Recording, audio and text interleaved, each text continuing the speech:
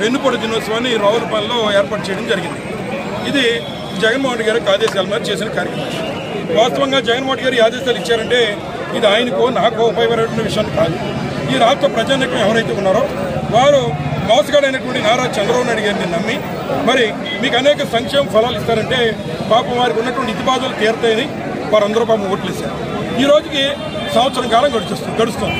ఇప్పటి వరకు లోకేష్ గారి యొక్క సంపద సృష్టించాడు కానీ ఆంధ్ర రాష్ట్రంలో ఏ ఒక్క సంక్షేమ కార్యక్రమం ఒక్క పెన్షన్ మినహా ఏది అమలు చేయలేదని ఈ సందర్భంగా మీ అందరికీ మనం చేస్తున్నాం. తల్లికి వందనం అని ప్రతి పిల్లవాడికి 15 అన్నాడు. ఆ రకంగా తల్లికి మరి ఈ రోజున వందనం లేదు కానీ మరి తండ్రికి ఫుల్ బాటిల్ ఇంధనం మాత్రం రేట్లు పెంచి మరి మనం చేస్తున్నాం.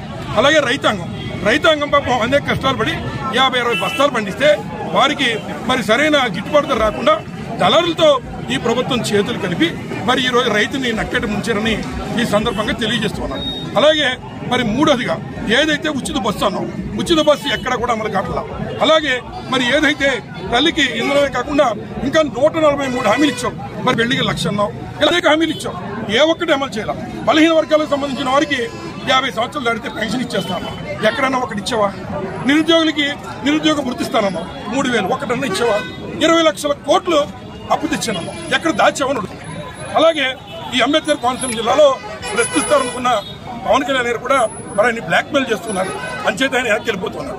ఎందుకు మాట్లాడుతున్నానంటే ఆ రోజు కాపుల యొక్క ఉద్యమం కోసం ముద్రగడ పద్మనాభం గారు కష్టపడి పనిచేస్తే మరి జగన్మోహన్ 2016లో ఇదే తెలుగుదేశం ప్రభుత్వం ఆయన మీద మరి కేసులు పెట్టారు. ఆయనతో పాటు అనేక మంది అమాయకుల మీద కేసులు పెట్టారు. అప్పుడు 2023లో జగన్మోహన్ రెడ్డి గారు ఒక మరి నిర్దోష ఎవరు కూడా శిక్షింపబడకూడదనే ఉద్దేశంతో మరి కాపుల మీద కేసులు ఆ వేళ జగన్మోహన్ గారి ప్రభుత్వం ఎత్తేయడం వల్ల రైల్వే కోర్టులో ఆయనకి మరి కేసు కొట్టేసే కార్యక్రమం రైల్వే కోర్టులో చేశారు.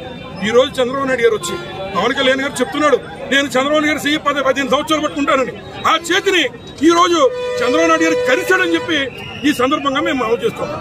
మళ్ళీ కాపుల మీద ఉన్న కేసులన్నీ మళ్ళీ ఓపెన్ చేయాలని నిన్న జీవో ఇచ్చాడు. జీవో నాకు తెలియదు అంటున్నాడు.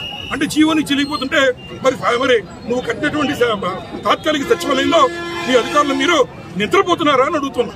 జీవో జగన్మోహన్ గారు ఇస్తారా లేదా ప్రస్తుత ముఖ్యమంత్రిగా ఉన్నటువంటి చంద్రబాబు నాయుడు గారు ఇస్తారా? అంచేత మళ్ళీ ఈ రోజు ఆ నెపాన్ని మళ్ళీ ఎవరో ప్రిన్సిపల్ సెక్రటరీ మీద గంటే కార్యక్రమం చేస్తున్నాం. మరి ఎవరైతే నువ్వు ప్రజలంటే అమాయకులు కాదు, తప్పనిసరిగా నీ కళ్ళబొల్లి మాటలకి రాబోయేటువంటి ఎన్నికల్లో నీకు బుద్ధి చెప్పే కార్యక్రమం దగ్గరలోనే ఉందని సందర్భంగా తెలియజేస్తూ ఇక నియోజకవర్గంలో land, sand, mine 3 Bandaru Chandrababu గారు. అలాగే మరి ఏదైతే తండ్రికి ఎందరో ఫుల్ ఉందో